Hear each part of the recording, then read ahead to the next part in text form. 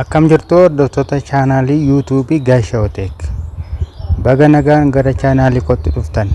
Egaa har'a kan qabadhee isinii dhiyaadhee pilaatfoormii akkamitti akkasiin mana keessan teessanii qarshii irraa hojjechuu dandeessan yommuu ta'u, qarshii kana irraa hojjechuudhaaf silkii keessaniin fayyadamuu dandeessu, kompiitara keessaniin fayyadamuu dandeessu. Bakkuma jiraattan teessanii intarneetiin jiraatennaan mala salphaadhaan qarshii argachuu akkamitti akka dandeessan, akkamitti akka galmooftan, akkamitti qarshii akka irraa baafattan, akkamitti akka taphatamuusaa walumaan garasitti dabarree waliin haa ilaallu. Pilaatfoormiin kun ittiin qarshii ittiin hojjettanii yeroo bantan kana fakkaata. Innis maal jedha, loogiin yookiin riijistar jedha.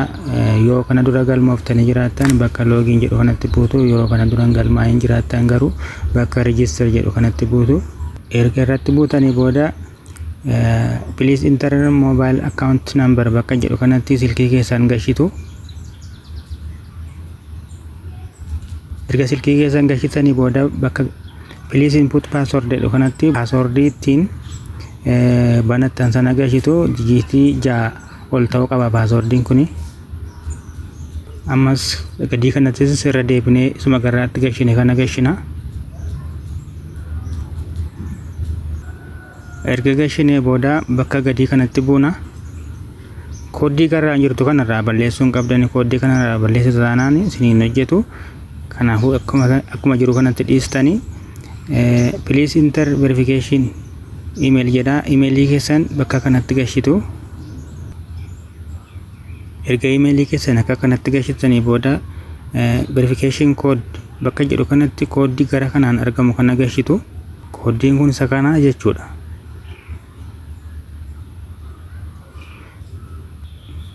7324. Erga kanatti gashine booda sign up bakka jedhu kanatti buuna. Okay jenna. Sign up goona jechuudha. Yogguu sign up goonutti akka kanatti nuu bana. Kanaafuu okay jennee keessa seenna jechuudha. Kanaafuu hordoftoota chaanaalii YouTube Gaashoo Tech yommuu banamu appilikeeshiniin kun akka kanaan isinii bana. Pilaatfoormiin kun aappis qaba. Aappis qaba, weebsaayitiis qaba waan ta'eef kan isin kan barbaadaniin seenuu dandeessu. Aappii isaa yoo barbaadan bakka aappii jedhu kanatti buutu. Bakka aappii jedhu kanatti buutanii aappii isaa daawunlood godhachuu dandeessu jechuudha. Egaa erga akka kanaan galmoofnee bakka kana geenye booda kanaan booda maal goona, bakka riichaarjii jedhu kanatti buunee qarshii gashina jechuudha. Qarshii amma isin riichaarjii gochuu dandeessanii 100 hanga 200 jedha. Kanaafuu mee qarshii 100 riichaarjii goona jechuudha. Egaa 100 jennee akka kanatti barreessine booda riichaarjii bakka jedhu jalaa kanatti buuna. Submit successfully please complete payment jedha. Okay jenna. Ergasii akka kanaan nu dabarsa. Ammas as kana dhuunee bakka okay jedhu kanatti buuna.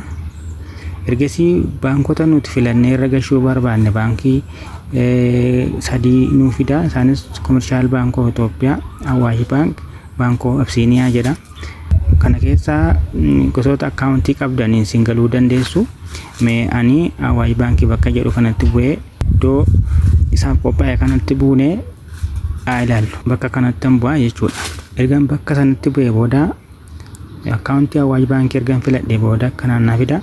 Daqiiqaa 15 na laata jechuudha. Akkaawuntii kanarraa qarshii gashuudhaa fi daqiiqaa 15 gidduutti gashuun qaba jechuudha. Kanaafuu maqaan nama irra galfamu Biniyaam Ayyaansaa Tuujoodha. Akkaawuntiin isaa kun akka kanatti barreeffamee jira jechuudha. Kun ishee kanadha. Isin maal gootu, akkaawuntii isaa kana bakka kanatti buutanii kooppii godhattu. Erga kooppii godhattanii booda gara akkaawuntii Awaash Baankii keessanii dhaqxu. Erga Awaash Baankii keessa irra deemtanii booda akkanatti peesti goona. Ergasii maqaan nuti duuba kooppii goonee fidannee fi maqaan nu gara kanatti gashine kuni wal fakkaachuu qaba. Erga inni wal fakkaate booda maal goona, ol qarshii hamma gashuu barbaanne sila 100 jennee jennee 100 jenneetu seend jenna jechuudha. Erga qarshii sana gashinee fi booda maal goona, please enter transaction ID bakka jedhu kanatti buune reference ID sana finnee keessatti gashinaa jechuudha. Iddoo duwwaa kanarratti transaction ID ittiin gashine sana finnee kanatti gashinaa jechuudha. Transaction ID kana Awaash baankii ishee kanadha. Transaction ID kan Nigdi baankii immoo ishee kanadha jechuudha. Transaction ID kan baankii Absiiniyaa isaanuma kana waan fakkaatu akkuma kanaatti fuudhuu dandeessu. Erga gashinee booda maal goona? Submit bakka jedhu kanatti buunee submit ergasii booda daqiiqaa 2 hanga 3 gidduutti akkaawuntii keenya irra dhufee nu gala jechuudha. Sana caaluu danda'a amma 5 turuu danda'a waan ta'eef isin obsumaan eeddanii refresh godhaa deemtu jechuudha. Akkaawuntii keessan kana refresh godhaa deemtu inni isinii gala jechuudha. Erga qarshiin kun akka kanatti galee booda maal goona? Taphisaa maal akka ta'e amma mooliinaa ilaallu. Gara gadii kanatti gad dhufnee yoo ilaalle oddii luusii even big small jedhee jira. Mee taphoonni amma taphatamaa jiran kun yoo ilaalle isaan kana keessa big small small big big small big jedhee jira. Egaa taphisaa kana fakkaata. Gosoota taphatamuu qaban odd luusii even big small jedhamanii jiru. Akkamitti akka taphatamuu qabu bakka how to play bakka jedhu kanatti buutanii ilaaluu dandeessu. Innis akkamidha? Oddii warri ta'anii lakkoofsa 1 3 7 9 evenii warri ta'anii warri evenii ta'anii 2 4 6 8 warri luusii jedhamanii 0 5 big warri jedhaman immoo 5 6 7 8 9 dha. Small warri jedhaman immoo 0 1 2 3 4 dha jechuudha. Erga kanatti ilaallee smallin maal akka ta'e, oddiin maal akka ta'e, bigin erga maal akka ta'e, eveniin maal akka ta'e erga barree booda maal goona? Mee maaltu akka ba'aa jiru dura as kana ilaallaa jechuudha. Small jedhee big jedhee small jedhee big jedhe. Lammaffaa irratti maaltu ba'uu qaba kan jedhu lakkoofsi irra deddeebi'ee ba'aa jiru isa kamidha jennee yaannaa jechuudha. Kanaafuu mee ani amma small jedhee qarshii 10 seenaa jechuudha. Bakka total bir jedhu kanatti buuna. Erga 10 jenne ittis barreessuu dandeenya, bakka kanattis bu'uu dandeenya jechuudha. Ergasii total bir bakka jedhu kanatti buuna. Ergasii carraa keenya maal akka inni nu ba'uu qabu eennaa jechuudha. Yoo smallii naa bahe ammanii 10 gashe waan ta'eef lamaan hambaa isaa 20 naa ta'a jechuudha. Yoo 30 gashe ta'e 30 kan 60 naa ta'a. Yoo 90 gashe ta'e 180 ta'a jechuudha. Akka kanaan carraa keessa yaaluu dandeessu jechuudha. Egaa akkaawuntii keessan withdraw yookaan qarshii irraa baafachuu yeroo barbaadan duratti bakka my jedhu kanatti buutanii akkaawuntii keessan additti gochuu qabdu jechuudha.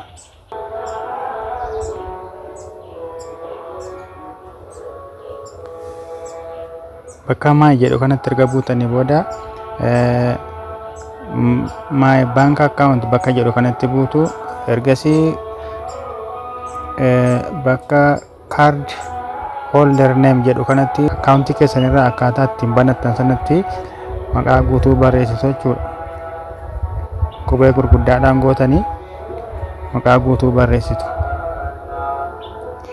Erga barreessitanii fixxanii booda maal gootu? Bakka kanatti buutanii bakka select withdrawal bank account jedhu kanatti buutanii qarshii kan isin ittiin baasuu qabdan isinii fida. Amma commercial bank Itoophiyaa jedha. Bakka commercial bank Itoophiyaa jedhu kanatti buutanii bakka wallet number jedhu kanatti akkaawuntii keessan gashitanii erga gashitanii booda confirm gootu jechuudha. Erga confirm gootanii booda gara duubaatti deebitanii withdraw gochuu dandeessu jechuudha. Bakka withdraw jedhu kanatti buuna. Withdrawal amount bakka jedhu kanatti qarshii amma barbaanne gashina. Garuu qarshii baasuudhaaf 200 gadi ba'uu hin danda'u. 200 walitti hojjetamuu qaba jechuudha. Qarshii isin baafattanii bakka withdrawal password jedhu kanatti passwordii durattiin galtan sana yeroo galmooftan sana gashitu. Kan booda qarshiin keessanii ba'uu danda'a jechuudha. Minimum withdrawal amount is 200 bir jedha. maximum withdrawal amount is qarshii isin xiqqootti baafachuu dandeessanii 200dha. Inni guddaa isin baasuu dandeessan 100 qarshiin isin irraa cituu danda'u percentii 5dha hanga isin baafattan keessa. Withdrawal time is from Monday to Sunday. Saayitii 4 hanga 11tti baafatu. Guyyaa sanyoodhaa ka'ee hanga dilbataatti kan jiru saayitii 4 kaatanii hanga 5tti baafachuu dandeessu. 10 am jechuun akka Itoophiyaatti saayitii 4 jechuudha. 5 am jechuun immoo sa'aa 11 jechuudha. Hanga kanaatti qarshii keessan baafachuu dandeessu. Qarshii keessan galchitanii booda bakka withdraw jedhu kanatti buutanii qarshiin keessan sa'aatii kanatti daqiiqaa 5 hanga 6 gidduutti isinii bahuu danda'a jechuudha. Egaa akkaataan itti hojjechuu danda'u ofii keessan xiinxaltanii akkamitti akka hojjetamuu qabu yoon akkamiin deemee argachuu danda'a kan jedhu gara gadii kanatti dhuftanii big small jedhee warra jiran kana keessaatii kan itti aanee dhufu maal ta'uu qaba kan jedhu ilaaluu dandeessu jechuudha. Akkaataan itti taphatamu isaa akka pilaatfoormiin kun kaa'ee jirutti kunoo kana fakkaata. Walitti aananii yeroo dhufanii warri qayyidhaan jiru kuni ibiniidha, inni magariisaan jiru kuni ooddiidha jechuudha. Akka kanaan taphatamuu danda'a. Kanaafuu taphattanii qarshii irraa argachuu dandeessu. Gara biraa waan isinitti immoo akkaataan inni taphatamu keessaa small jettanii galtanii smalliin kun yoo lammata irratti maal gootu 10 sana 3 baay'istanii 30tti ni gashitu. Ammas yoo isinii bahuu didee 30 sana 3 baay'iftanii 90 jettanii gashitu. 90 sun yoo isinii bahuu didee 90 sana 3 baay'istanii 270 jettanii gashitu. Akkuma isin dabalaa deemtanii gaafa isinii bahu qarshiin keessan guddaa isinii ta'uu danda'a jechuudha. Kanaafuu akka kanaan tooftaa kanatti fayyadamtanii qarshii irraa hojjechuu dandeessu. Egaa hordoftoota chaanaalii YouTube Gaashaaw Tech akkamitti akka galtanii galmaa'uu dandeessan linkii isaa description jala isiniin kaa'a. Linkii sanaan seentanii galmaa'uu dandeessu jechuudha. Egaa yeroo qarshii gashitanitti daqiiqaa 15 gidduutti gashuu qabdu jechuudha. Transaction ID sana daqiiqaa 15 gidduutti gashuu qabdu. Sirriitti eeggattanii gashuu qabdu. Dogoggoraan qarshii keessan sin jala hafuu waan danda'uuf sirriitti eeggattanii gashuu qabdu jechuudha. Qarshii 10 jettanii yeroo gashitanii jettanii qarshii 10 sana yoo argattanii lamaan baay'eeftanii deebitanii lamarraa ristu jechuudha. 20 irraati lama ristu 18 argachuu jechuudha. Yoo 30 gashitanii 30 sana argattanii 30 sana lamaan baay'istanii yoo 30 gashitanii 60 sinii ta'a. 60 irraati lama ristu 58 ta'a jechuudha. Akka kanaan qarshii argattan lamaan baay'istanii deebitanii lama irraa risaa deemtu kanaan sinii ba'a jechuudha. Akkuma qarshii guddistanii gashaa deemtaniin qarshii guddaa argachuu waan dandeessaniif akka kanaan yaaluu dandeessu jechuudha. Daqiiqaan asirraa lakkaa deemu kun daqiiqaa isinitti galtanii xumuruu dandeessanidha. Erga small jettanii yookiin big jettanii galtanii booda daqiiqaa 60 isinii kennan. Daqiiqaa 60 sana gidduutti waan ittiin dorgomuu barbaadan yookiin 10, 20, 30 jettanii gashuu dandeessu. Hanga kanaatti gashitanii daqiiqaa tokkoof hedduu isinii baay'ee argattanii yoo dhabdan lammata irratti ittiin dabaltanii gashuu dandeessu jechuudha. Daqiiqaa 15 gaditti inni lakkaa deemu iskiriin irratti yeroo isinii bahaa jirudha. Kanatti namni galuu hin danda'u jechuudha. Fayyadamuu dandeessu jechuudha. Kana fakkaata waan anarra isinitti agarsiise kanatti akka gammaddan abdadha. Kanaafuu chaanaalii YouTube Gaashaaw Tech jedhu kana subscribe, like, share akka na gootan jedha. Guddaa galatoomaa. Ciao.